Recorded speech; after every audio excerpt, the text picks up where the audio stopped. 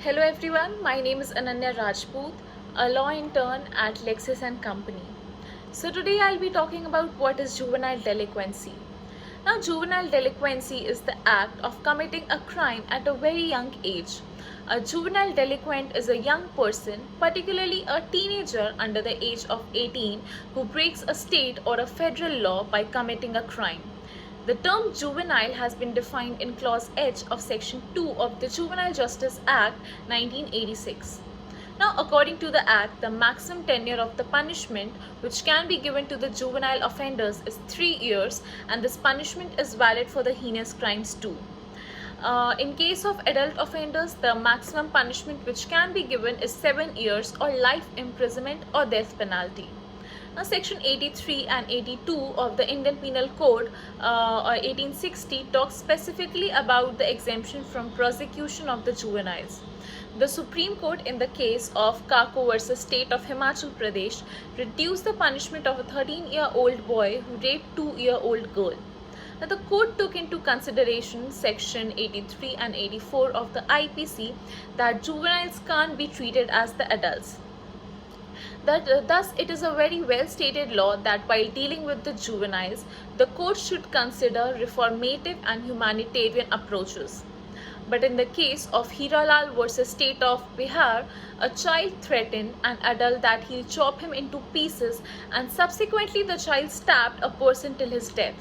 He was sentenced by the trial court with a reasoning that the child was mature enough to understand the ramifications of his act. The Supreme Court also dismissed the petition. Now let's see what causes juvenile delinquency. Family characteristics such as poor parenting skills, family size, home discord, child maltreatment, and antisocial parents are risk factors linked to juvenile delinquency. Now, there are some leading contributing factors to juvenile delinquency, which is poor school attendance. Like poor school attendance is one of the top factors contributing to delinquency. Then poor educational standards, violence in the home, violence in the social circles, peer pressure, socio-economic factors, substance abuse, lack of moral guidance, and there are many more. Now, in recent years, we can easily identify the crimes committed by the minors from high-profile cases. In Georgia, this topic is up to date and hurtful. That is why it is interesting to observe that what can lead to juvenile delinquency, how it can be prevented, and what is necessary for the rehabilitation of juveniles, and what programs are being implemented in this regard. The factors causing the crime are complex. It comprises psychological and social circumstances that interact with each other, causing particular behavior. The respondents say that the child with parents living abroad sometimes find themselves in the wrong environment and go astray. Children who live on the street lacking a home consider being at risk. Childhood psychological trauma, violence, limitation of criminal authorities, and many more are also cited as reasons for juvenile delinquency. Now, against such factors as violence, psychological issues, street life, and many more that push a minor to commit a crime, there needs to be an opportunity for the minor to see the right path. International experience divides the crime prevention level into 3 levels, which are primary, secondary, and tertiary. Now, one among the important principles of criminal jurisprudence is the doctrine of Dolly Incapax, which enunciates the criminal liability of the juvenile.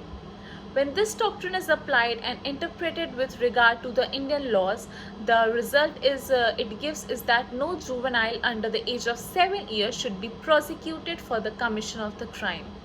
The juvenile falling under the age of 8 to 14 years, the prosecution has the liability to prove the offense of the concerned child. The main aims of this doctrine are a child should be protected from the gravity of punishment inflicted upon him to his act. A reformative approach should be adopted to make the child overcome his paranoia. A child that belongs to the age group of below 7 years doesn't possess the mental capacity to analyze the consequences of his act.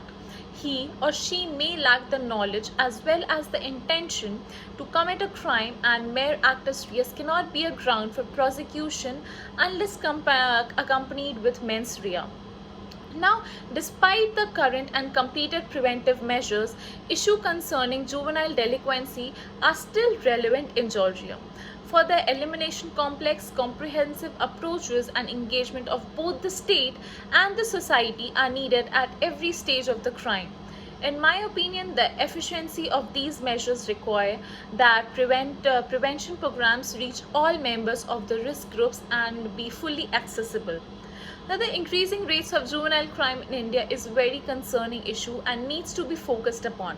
Although government has laid various legislation and rules to stop the incident of juvenile crimes, but the present law on juvenile is not creating a deterrent effect on the juvenile, and thus the result are not fruitful and legislative intent is not accomplishing. Thank you.